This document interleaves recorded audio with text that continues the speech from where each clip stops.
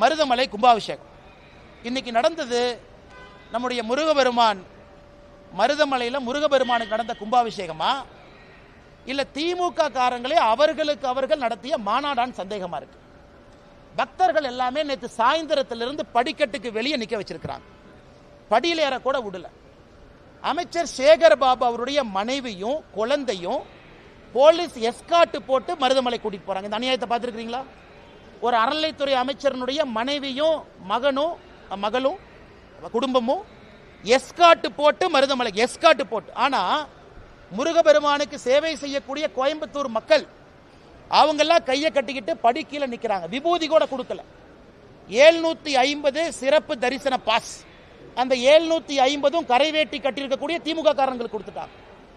அப்ப தொடர்ந்து நாங்கள் சொல்லுவது, இன்னைக்கு மருதமலையில முருகபெருமான அவமானப்படுத்தி இருக்கிறாங்க. உண்மையான பக்தர்களை உள்ள விடல. கும்பாபிஷேகத்தில் எப்படி நடத்தப்பட வேண்டுமோ அது போல நடத்தல. இது திமுக மாநாடு போல சேகர் பாபு அவர்களுடைய மனைவியும் குழந்தையும் ஏதோ கோயம்புத்தூருக்கு டூரிசம் வந்துட்டு அப்படியே மருதமலைக்கு எட்டி பார்த்த மாதிரி வந்திருக்கிறாங்க. அதனால் இதை பாரதிய ஜனதா கட்சி வன்மையாக கண்டிக்கின்றோம்.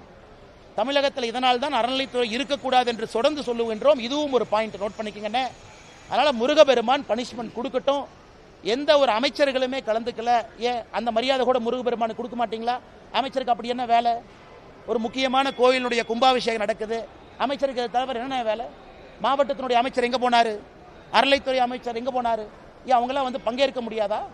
அரசின் சார்பாக வந்து அமைச்சர் இருந்தால் தானே பிரச்சனை இருந்தால் சால்வ் பண்ண முடியும்.